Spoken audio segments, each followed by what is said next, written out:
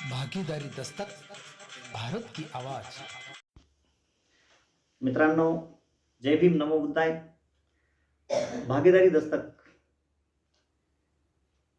सर्व प्रेक्षकांना मी 31 जानेवारी मूक नायक दिनानिमित्त प्रथमतः शुभेच्छा देतो. डॉक्टर बाबासाहेब आंबेडकरांच्या पत्रकारितेची सुरुवात ज्या मूक नायकापासून झाली, ज्या दिवशी झाली, तो 31 जानेवारी हा मूक नायक स्थापनेचा दिवस आपण मूक नायक दिन म्हणून महाराष्ट्रभर नव्हे जगभर साजरा करत आहोत. तर या मूक नायक दिनाच्या निमित्ताने या ठिकाणी बाबासाहेबांच्या पत्रकारिते संदर्भामध्ये आपण चर्चा करणार आहोत. मी जे काही बाबासाहेबांच्या पत्रकारिते संदर्भामध्ये माझं आकलन आहे ते या ठिकाणी मांडणार आहे. तर बाबासाहेबांची पत्रकारिता समजून घेण्याचा या व्हिडिओच्या माध्यमातून आपण प्रयत्न करणार आहोत. डॉक्टर बाबासाहेब आंबेडकरांनी एकूण 4 वर्तमानपत्रे जे आहेत ती चालवलेली आहेत. त्याच्यामध्ये सर्वात पहिलं जे आहे ते आहे मूक नायक, जे 31 जानेवारी 1920 रोजी सुरू झालं आणि 23 ऑक्टोबर 1920 रोजी हे मूक नायक हे वर्तमानपत्र बंद पडलं. दुसरं जे वर्तमानपत्र आहे डॉक्टर बाबासाहेब आंबेडकरांनी सुरू केलं त्याचं नाव आहे बहिष्कृत भारत. बहिष्कृत भारत हे वर्तमानपत्र 3 एप्रिल 1927 रोजी सुरू केलं आणि ते 15 नोव्हेंबर 1929 पर्यंत चाललं. नंतर बाबासाहेबांनी मूक नायक आणि बहिष्कृत भारत ही नावं थोडीशी बहिष्कृत वर्गाच्या संदर्भात असल्याने आणि जनता हे नाव घेऊन जनता वर्तमानपत्रामध्ये आम्ही जे लेखन करतोय तर इतर लोकांनी ही वर्तमानपत्र घ्यावं आणि त्याचं वाचन करावं. म्हणजे इथल्या बहिष्कृत वर्गाच्या ज्या काही समस्या आहेत किंवा आंबेडकर जी चळवळ चालवत आहेत तर त्या चळवळीमध्ये बाबासाहेबांना काय अपेक्षित आहे, बाबासाहेब इतर समाजाकडून काय अपेक्षा करतायत, तर ते त्यांच्यापर्यंत पोहोचावं म्हणून बाबासाहेबांनी या वर्तमानपत्राचं नाव जनता असं ठेवलं, जे 24 नोव्हेंबर 1930 रोजी सुरू झालं आणि 28 जानेवारी 1956 रोजी त्याचा शेवटचा अंक निघाला. आणि नंतर त्याचं जे रूपांतरण आहे हे प्रबुद्ध भारतमध्ये केलेलं दिसतं, कारण की 4 फेब्रुवारी 1956 रोजी प्रबुद्ध भारत या नावाने पहिला अंक या ठिकाणी प्रकाशित झालेला आपल्याला दिसून येतो. आणि प्रबुद्ध भारत हे वर्तमानपत्र जे आहे ते 4 फेब्रुवारी 1956 ते 10 डिसेंबर 1956 पर्यंत प्रसारित होत होतं. म्हणजे बाबासाहेबांच्या महापरिनिर्वाणानंतर हे वर्तमानपत्र जे आहे ते या ठिकाणी बंद पडलेलं आपल्याला दिसून येतं. डॉक्टर बाबासाहेब आंबेडकरांचं जे पहिलं वर्तमानपत्र मूक नायक आहे, या मूक नायकमध्ये साधारणपणे जी सदर किंवा जे घटक होते त्यामध्ये वर्तमानसार, विविध विचार, शेला पागोटे, क्षेम समाचार, कुशल प्रश्न, माणगाव परिषदेचा वृत्तांत, स्त्री शिक्षणासंबंधी त्यांचं लेखन, आमची हालचाल, आमची जखम, अशा पद्धतीचे सदर त्या ठिकाणी चालवले जात होते. याच्यामध्ये आमची जखम हे जे सदर होतं यामध्ये जे आहे ते इथल्या बहिष्कृत वर्गाचे काय प्रश्न आहेत ते या ठिकाणी मांडण्यात येत होतं. आमची हालचालमध्ये ज्या विविध प्रकारच्या सभा संमेलनं किंवा बैठका होत होत्या त्याचा वृत्तांत त्यामधून देण्यात येत होता. तर मूक नायकमध्ये जी काही सर्वात महत्त्वाचा जो मूक नायक मधला जो अग्रलेख आहे तो आहे स्वराज्याची सर सुराज्याला नाही. म्हणजे बाबासाहेबांनी या ठिकाणी स्वराज्य आणि सुराज्य यामधला जो फरक आहे तो अतिशय क्लिअर कट याच्यामध्ये सांगितलेला आहे. त्याच्यामध्ये बाबासाहेबांनी असं म्हटलेलं आहे की स्वराज्य ही फसवी संकल्पना आहे. जर तिथे स्वराज्य नसेल तर त्या स्वराज्याला काहीही अर्थ नाही. आणि असं स्वराज्य ज्या स्वराज्यामध्ये बहिष्कृतांना त्यांचे हक्क अधिकार मिळणार नाहीत असं स्वराज्य आम्हाला नको आहे. आम्हाला सुराज्य हवं आहे. आणि सुराज्य जर असेल तर त्या ठिकाणी या देशातल्या सर्व नागरिकांच्या प्रश्नासंदर्भात किंवा त्यांचे जे हक्क अधिकार असतील त्या संदर्भाने जे आहे ते त्या ठिकाणी तशा पद्धतीचे कायदे करणं अपेक्षित आहे, अशी मनोभूमिका डॉक्टर बाबासाहेब आंबेडकरांनी सुरुवातीपासूनच घेतलेली आपणाला दिसून येते. पुढच्या मूक नायकच्या अंकामध्ये ते असं म्हणतात की तुम्ही जे स्वराज्य मागताय, स्वराज्य म्हटलं जातंय, तर ते स्वराज्य आमच्यावर राज्य असू नये, म्हणजे स्वराज्य तुमचं असेल परंतु ते आमच्यावर राज्य तर होणार नाही ना, अशी एक भीती डॉक्टर बाबासाहेब आंबेडकरांना होती. आणि म्हणून त्यांनी हे स्वराज्य नव्हे तर आमच्यावर राज्य अशा पद्धतीचा एक अग्रलेख लिहून त्यामध्ये की तुमचं जे स्वराज्य असणार आहे त्या स्वराज्यांमध्ये इथल्या बहिष्कृत वर्गाला पण सामावून घ्या, म्हणजे ते आमचं पण थोडंफार राज्य असावं, अशा पद्धतीची एक माफक अपेक्षा जी आहे ती मूक नाईकमध्ये बाबासाहेबांनी मांडलेली आपल्याला दिसते.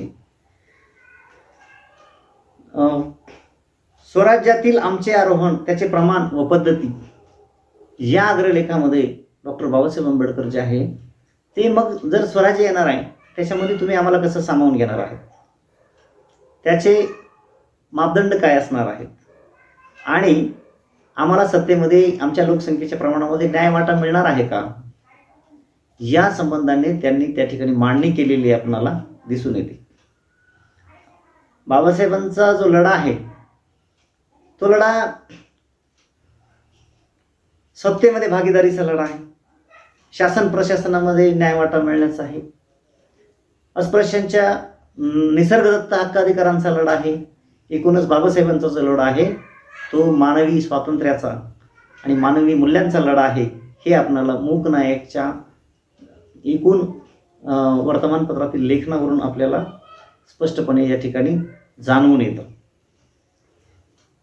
या राष्ट्रामध्ये जे इतर पक्ष आहेत ते पक्ष त्यांच्या काय भूमिका आहेत आणि आमचा पक्ष आमची काय भूमिका आहे हे देखील मूक नाईकमधून प्रकर्षाने डॉक्टर बाबासाहेब आंबेडकरांनी जे आहे ते मांडलेलं आपणाला दिसून येतं.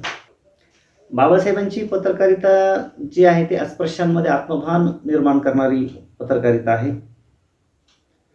आत्मभान कशा पद्धतीनं निर्माण करण्यात आले असं जर कुणाला वाटले तर आपल्याला असं सांगता येईल की अस्पृश्य समाजामधले जे काही नागरिक आहेत त्यांनी त्यांच्या कौशल्याच्या किंवा बुद्धीच्या गुणावर ज्या काही मोठ्या अचिव्हमेंट केलेल्या आहेत त्या अचिव्हमेंट संदर्भामध्ये वार्तांकन केलेलं दिसतं किंवा त्या संदर्भामध्ये बातम्या आपल्याला प्रकाशित झालेल्या दिसतात. जसं खंडेराव सावंत नावाचे जे ग्रस्त होते हे जे स्कूल ऑफ आर्टमधून त्यांनी आपलं शिक्षण पूर्ण केलेलं होतं तर त्यांची बातमी या ठिकाणी दिलेली आहे की म्हणजे जे रेग्युलर अभ्यासक्रम आहे त्याच्या व्यतिरिक्त जे स्कूल ऑफ आर्ट सारख्या संस्थेमधून आपलं शिक्षण पूर्ण करणारे खंडेराव सावंत याची बातमी प्रकाशित करून की इथल्या बहिष्कृत वर्गामध्ये सुद्धा खंडेराव सावंतांसारखे शिल्पकार चित्रकार आहेत, प्रतिभा आहे, तर ही प्रतिभा जी आहे ती बहिष्कृत वर्गामध्ये जी प्रतिभा आहे ती लोकांच्या नजरेस आणून त्यांना स्वतःमधले जी प्रतिभा आहे ती विकसित करण्यासाठी प्रेरित करण्याचं काम या अशा बातम्यांमधून केलेलं आपल्याला दिसून येतं.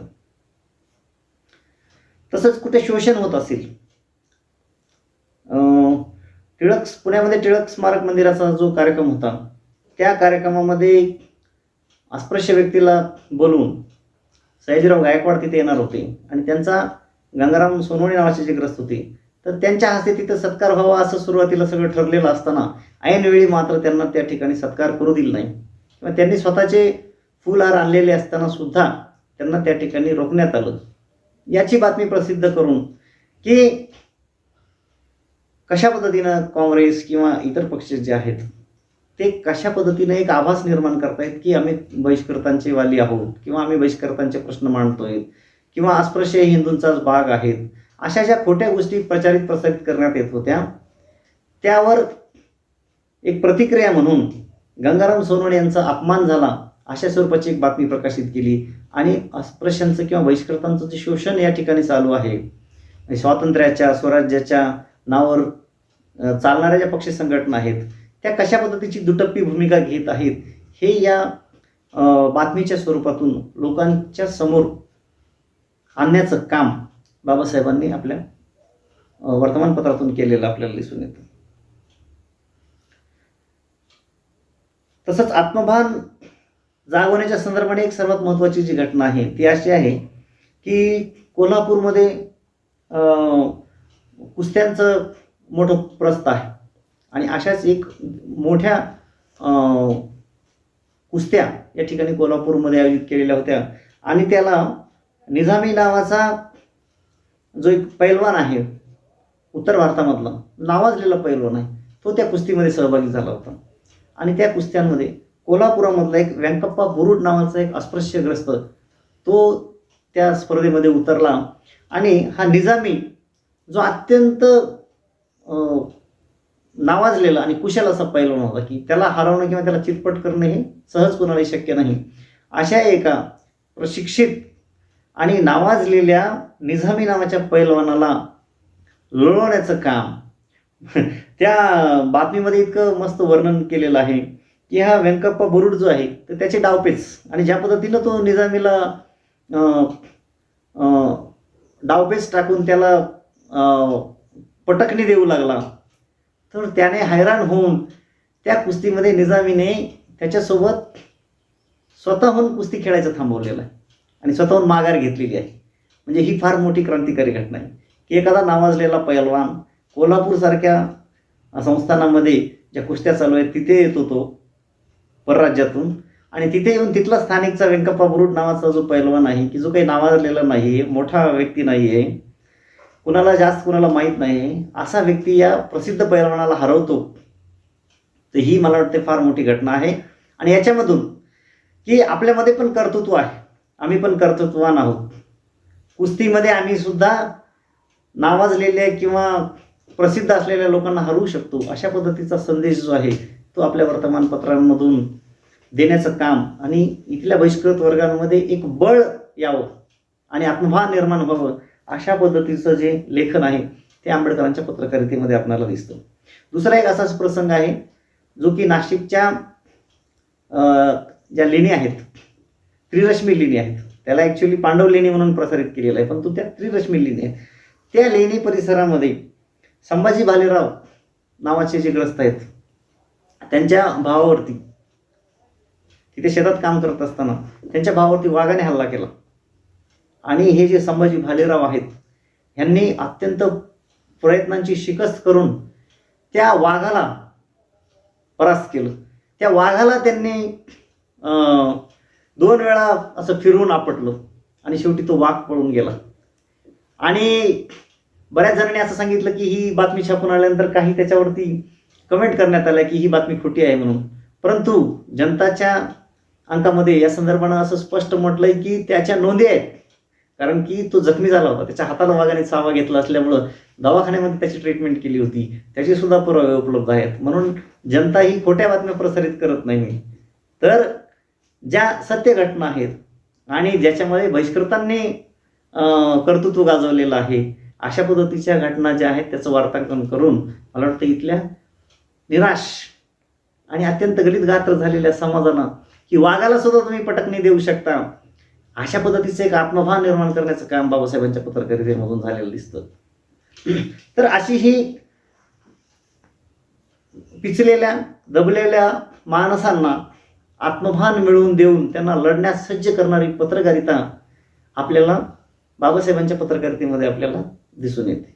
एकूणच डॉक्टर बाबासाहेब आंबेडकरांच्या पत्रकारितेची किंवा वर्तमानपत्रांची जर भूमिका आपण बघितली तर त्याच्यामध्ये आपल्याला अस्पृश्यांच्या व इतर मागासवर्गीयांच्या प्रश्नांवरती एक व्यापक जागृती घडवून आणण्याची जी प्रक्रिया आहे ती गतिमान झाल्याचं आपल्याला दिसून येतं.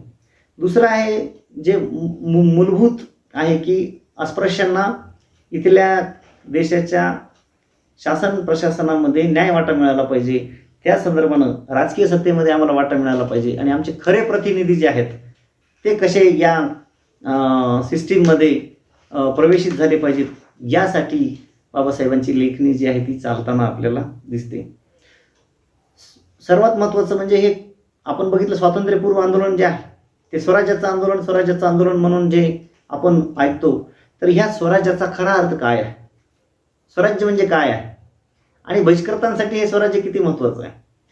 जर ब्राह्मणेतर आणि ब्राह्मणांसाठी स्वराज्य महत्त्वाचं आहे तर सर्वाधिक पिचलेला, सर्वाधिक दूर असलेला, दूर लोटला गेलेला जो समाज आहे त्याच्यासाठी स्वराज्य किती महत्त्वाचं आहे, त्याच्यासाठी देश स्वतंत्र होणं आणि ते बहिष्कृत स्वतंत्र होणं किती महत्त्वाचं आहे हे पटवून देण्याचं काम जे आहे ते बाबासाहेबांनी केलेलं आहे किंवा बाबासाहेबांच्या पत्रकारितेमध्ये ते स्वराज्याचा खरा अर्थ जे आहे ते जनतेला समजून सांगत असल्याचं आपल्याला वेळोवेळी या ठिकाणी दिसून येतं. तर एकीकडे अस्पृश्यांच्या हक्कासंदर्भातलं आंदोलन चालू आहे परंतु हे आंदोलन सुरू असताना या अस्पृश्यांच्या किंवा बहिष्कृतांच्या आंदोलनाला चिरडण्याचं किंवा बाबासाहेबांच्या संदर्भामध्ये अनेक वेळा काँग्रेस गांधींनी जो अपप्रचार केला की बाबासाहेब जे आहेत ते ब्रिटिश दार्जिने आहेत, कारण बाबासाहेब जे आहे ते काँग्रेस आणि गांधींशी सातत्याने हेच या गोष्टीसाठी भांडत होते की ब्रिटिश जोपर्यंत आहेत तोपर्यंतच आम्हाला आमचे हक्क अधिकार मिळवून घेणं शक्य आहे, तुमच्यावरती आमचा विश्वास नाही, ही बाबासाहेबांची भूमिका होती. आणि त्यामुळे एक प्रकारचं काँग्रेस आणि बाबासाहेब यांच्यामध्ये एक प्रकारचं शीतयुद्ध नेहमी चाललेलं होतं. ते युद्ध जे आहे ते अस्पृश्यांच्या हितासाठी होतं, बहिष्कृतांच्या हितासाठी होतं, त्यांना स्वराज्यात सत्तेत वाटा मिळवून देण्यासाठी होतं, त्यांच्या उत्थानासाठी होतं, त्यांना या देशामध्ये माणूस म्हणून जगता यावं, त्यांना त्यांचे नागरी अधिकार मिळावे यासाठी ते आंदोलन होतं. परंतु बाबासाहेबांसंदर्भामध्ये जे भ्रम पसरवले जात होते किंवा बाबासाहेबांची जी आहे ती चळवळ कशी मोडीत निघेल यासाठी जे काही प्रयत्न केले जात होते, तर अशा पद्धतीचे जे काही प्रयत्न प्रस्थापितांकडून केले जात होते त्याला शह देण्याचं काम जे आहे किंवा त्यांना उघडं पाडण्याचं काम काय आहे आणि खरी बाजू काय आहे हे पटवून सांगण्याचं काम जे आहे ते या पत्रकारितेमध्ये जे आहे ते मोठ्या प्रमाणावर केलेलं आहे. आणि त्याच्यामधूनच आपण बघतो की एक जे बाबासाहेबांचं जे आंदोलन आहे, म्हणजे बाबासाहेब खऱ्या अर्थाने 27 जानेवारी 1919ला पहिल्यांदा ते साऊथ बोरो कमिशन पुढे साक्ष देण्यासाठी बाबासाहेब आले होते आणि विराज शिंदे यांनी तिथे बाबासाहेबांपूर्वी साक्ष दिली होती आणि त्यांनी जी काही मागण्या केल्या होत्या की ज्याच्यामध्ये मतदानाच्या अधिकारासंदर्भाने ज्या मागण्या केलेल्या होत्या आणि तिथे बाबासाहेबांनी वयस्क मतदाराचा जो मसुदा मांडला होता की ज्यांचं जे वयस्क आहेत त्यांना विशिष्ट वय पूर्ण केल्यानंतर त्यांना सर्व नागरिकांना अधिकार मिळावा अशा पद्धतीची जी मागणी केली होती, तिथून बाबासाहेबांचा संघर्ष सुरू होतो. आणि ही जी चळवळ आहे ही अत्यंत व्यापक झालेली किंवा विस्तृत झालेली आपल्याला दिसते. 1919 पासून बाबासाहेबांची चळवळ 1956 पर्यंत बघितलं तर अत्यंत व्यापक, देशव्यापी, जगभर ती चळवळ पसरलेलं जे आपल्याला दिसतं, त्या सगळ्या चळवळीचं जे श्रेय आहे ते बाबासाहेबांनी आपल्या वर्तमानपत्रामधून जी जाणीव जागृती घडवून आणली त्यातूनच हे शक्य झालेलं आहे असं आपल्याला म्हणता येतं. म्हणजे लोकांमध्ये आत्मभान निर्माण करणं, त्यांना शिक्षित करणं, त्यांना जागृत करणं आणि त्यांच्या हिताच्या ज्या चळवळी चालल्यात, त्यांच्या हिताची जी आंदोलनं चाललीत त्या आंदोलनामध्ये सामान्य लोक ज्या पद्धतीने सहभाग घेत आहेत किंवा ते ज्या पद्धतीच्या कुठे बैठका घेत असतील, संमेलनं घेत असतील, परिषदा घेत असतील, अनेकदा विद्यार्थ्यांचे काही संमेलनं झालेली, हे सर्वांचं वार्तांकन करून एका भागामध्ये घडणाऱ्या आंदोलनाची चळवळीची माहिती इतर भागामधल्या आपल्या बहिष्कृत वर्गाला व्हावी अशा पद्धतीनं आंदोलन मोठं करण्याचं काम जे आहे त्या वर्तमानपत्राच्या माध्यमातून डॉक्टर बाबासाहेब आंबेडकरांनी केल्याचं आपल्याला दिसून येतं. डॉक्टर बाबासाहेब आंबेडकरांच्या पत्रकारितेमध्ये बहिष्कृत आणि अस्पृश्य वर्गाचं हित हा केंद्रस्थानी असलेला मुद्दा होता आणि खऱ्या अर्थाने या देशामध्ये अत्यंत तळाशी असलेला समाजातला हा घटक होता. त्यामुळे त्याच्या प्रश्नांना प्राधान्य देण्याचं काम जे आहे ते त्या याच्यामधून बाबासाहेबांच्या पत्रकारितेमधून झालेलं आपल्याला दिसून येतं. बाबासाहेबांच्या पत्रकारितेमध्ये ज्या पद्धतीने इथल्या वंचित, उपेक्षित किंवा महिला किंवा एकूणच मागास असलेल्या घटकांच्या प्रश्नांवरती चर्चा केलेली दिसते किंवा त्यांची सोडवणूक करण्यासाठी ज्या उपाययोजना मांडलेल्या दिसतात किंवा ते धोरण जे आहे ते अस्तित्वात येण्यासाठी डॉक्टर बाबासाहेब आंबेडकर किंवा एकूणच आंबेडकरांना मानणारा जो घटक आहे तो कशा पद्धतीने आंदोलन करत होता ह्या सर्वांचं प्रतिबिंब त्याच्यामध्ये आलेलं दिसतं. म्हणून बाबासाहेबांची जी पत्रकारिता आहे ती खऱ्या अर्थाने इथल्या दबलेल्या पिचलेल्या मुक्या लोकांचा आवाज होऊन तो आवाज बुलंद करण्याचं काम या ठिकाणी करताना आपल्याला दिसते. परंतु आजच्या पत्रकारितेचे स्वरूप बदललेलं आहे, संदर्भ बदललेले आहेत. आज पत्रकारिता हा एक उद्योग झालेला आहे, एक व्यवसाय झालेला आहे आणि मला वाटते भारतीय स्वातंत्र्यानंतर त्याला एक जे व्यावसायिकतेचं स्वरूप आलेलं आहे आणि ते दिवसेंदिवस जे आहे ते व्यवसाय म्हणून तो विकसित होत आहे. नफा कमवणे हा एकमेव उद्देश जो आहे तो माध्यमांचे जे मालक आणि मॅनेजर आहेत त्यांच्या समोर राहिलेला आहे. अशा परिस्थितीमध्ये, अशा प्रतिकूल परिस्थितीमध्ये इथल्या ज्या अनेक मागास जाती आहेत त्यांचे प्रश्न, त्यांच्या प्रश्नांची चर्चा होणं, त्याच्यावर उपाययोजना सुचवणं, त्यासाठी लढणं, त्यासाठी आपली लेखणी झिजवणं अशा पद्धतीची पत्रकारिता आज आपणाला होताना दिसत नाही. आपण बघतो की अनेक प्रश्न निर्माण झालेले आहेत. जागतिकीकरणानंतर एकूण सर्वच मानवाचं जे जीवन आहे, मानवाच्या भौतिक गरजा असतील किंवा शहरीकरण असेल किंवा औद्योगिकरण असेल, यामुळे अनेक स्थित्यंतरांना आपण सामोरं जात आहोत. पर्यावरणाचे मेजर इश्यूज निर्माण झालेले आहेत. अशा परिस्थितीमध्ये सामान्य माणसाचं जगणं मुश्किल होत चाललेलं आहे. अशा परिस्थितीमध्ये ह्या सामान्य लोकांसाठी, या उपेक्षित लोकांसाठी त्यांच्या प्रश्नांवरती पत्रकारिता करणं अपेक्षित असताना तशा स्वरूपाची पत्रकारिता आपणाला होताना या ठिकाणी दिसत नाही. माध्यमांमधून सर्व काही आलबेल आहे अशा पद्धतीचं चित्रण आपल्याला दिसतं की जसं काही सगळे प्रश्न संपलेले आहेत, आता इथे कोणाचेच काही प्रश्न शिल्लक राहिलेले नाहीत आणि भारत आता जगामध्ये अत्यंत प्रगत असा राष्ट्र म्हणून विकास पावलेला आहे, अशा पद्धतीचं चित्रण माध्यमांमधून सातत्यानं करण्यात येत आहे. परंतु त्याचे जे काही सामान्य लोकांचे जे प्रश्न आहेत, जो या देशाचा सर्वात महत्त्वाचा घटक आहे, त्याचे प्रश्न सोडवण्यासाठी किंवा त्या प्रश्नांवरती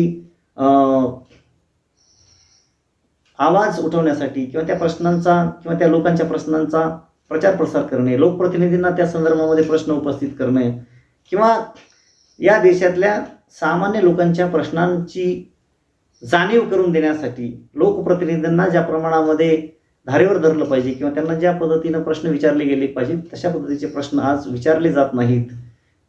तर यामागे अर्थकारण आहे, नफा कमवणे.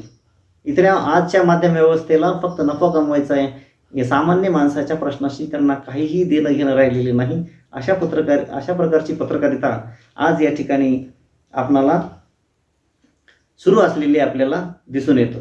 मित्रांनो, असं म्हटलं जातं की भारत हा विविधतेने नटलेला देश आहे, परंतु ही जी विविधता आहे, ही विविधता तशीच टिकून राहावी. इथल्या सर्व घटकांचं त्यांचं स्वतःचं जे कल्चर आहे, त्यांची स्वतःची जी जीवन पद्धती आहे, त्यांचा स्वतःचा जो धर्म आहे, त्यांच्या ज्या प्रथा परंपरा आहेत, याचा न्याय व्हावा किंवा त्यांना त्यांच्या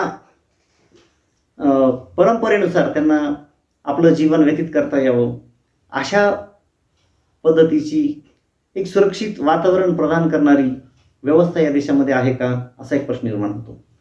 इथे युनिफॉर्म या संकल्पनेखाली सर्वांना एकाच कॅटेगरीमध्ये लोटण्यासाठी एक प्रकारचा दबाव आहे. म्हणजे इथे विविधता नको आहे. या देशामध्ये आम्हाला सर्व प्रश्न सुटलेले आहेत आणि आता फक्त राष्ट्र आणि धर्म हेच सर्वांच्या उपर आहे. आणि या देशाला हिंदू राष्ट्र कसं करता येईल, कसं घोषित करता येईल, यासाठी सगळा आटापिटा चाललेला दिसतोय. परंतु सांस्कृतिकदृष्ट्या, सामाजिकदृष्ट्या किंवा प्रादेशिकदृष्ट्या जर विचार केला तर भारत हा खरोखर विविधतेने नटलेला देश आहे. इथली जी विविधता आहे, ही विविधता टिकली पाहिजे, जपली गेली पाहिजे. आदिवासी असतील किंवा अनेक जात समूह आहेत, त्यांच्या स्वतःच्या ज्या परंपरा आहेत, प्रथा आहेत, त्या टिकल्या पाहिजे. त्यांना त्यांचं परंपरा संस्कृती जतन करण्याचं जे आहे ते स्वातंत्र्य मिळालं पाहिजे. त्यांना त्यांच्या धर्मानुसार आचरण करण्याचं स्वातंत्र्य मिळालं पाहिजे. यासाठी पत्रकारांनी आपली लेखणी झिजवली पाहिजे. आणि विविधता आहे ना, डेमोक्रेसीचं दुसरं नावच डायव्हर्सिटी. ती डायव्हर्सिटी जी आहे ती फक्त कागदावर किंवा आभासी स्वरूपात न दिसता खऱ्या अर्थानं तुम्हाला शासन, प्रशासन, न्यायालय असेल किंवा तुमचे स्थानिक पातळीवरच्या ज्या काही यंत्रणा असतील, या सर्व यंत्रणांमध्ये ती डायव्हर्सिटी तुम्हाला दिसली पाहिजे.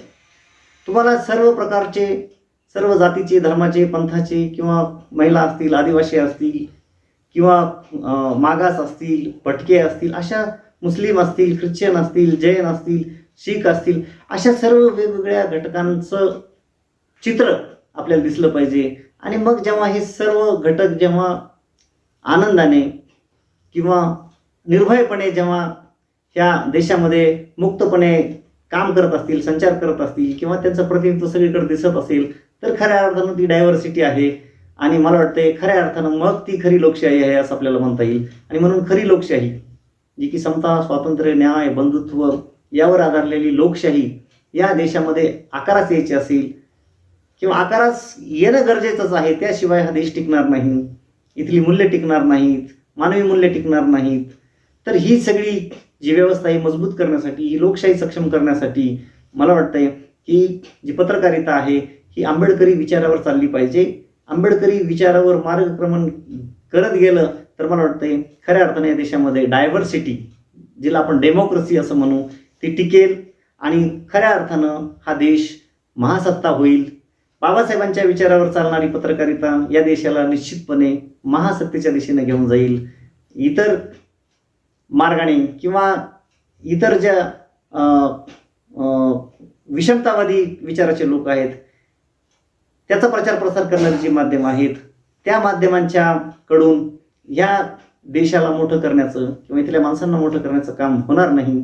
म्हणून मूकनायक, बहिष्कृत भारतामधली ही जनता आणि तिला पुढे बाबासाहेब जे घेऊन जात आहेत प्रबुद्ध भारत, मला वाटतं की खऱ्या अर्थानं इथला या देशातला माणूस जो आहे तो नुसता बुद्धिमान होता कामा नये, तो प्रबुद्ध झाला पाहिजे. ही जी बाबासाहेबांनी संकल्पना मांडलेली आहे, त्यांच्या वर्तमानपत्राची नावं जरी आपण बघितली तर एका वाक्यात जर सांगायचं झालं बाबासाहेबांच्या पत्रकारितेसंदर्भात तर मी असं म्हणेन की डॉक्टर बाबासाहेब आंबेडकरांनी या देशातील मुक्या लोकांचं नायकत्व स्वीकारून बहिष्कृत भारतातल्या जनतेला प्रबुद्ध भारताकडे आणलेलं आहे. आणि ही वाटचाल आपल्याला जर सुकर करायची असेल तर डॉक्टर बाबासाहेब आंबेडकरांच्या पत्रकारितेची कास आपल्याला धरावी लागेल. आणि एवढंच मी आपल्याला या ठिकाणी सांगू इच्छितो आणि पुन्हा एकदा आपणा सर्वांना मूकनायक दिनाच्या शुभेच्छा देतो आणि थांबतो. जय भीम, जय भारत. चैनल को बचाना चाहते हो तो सब्सक्राइब, लाइक, शेयर करें.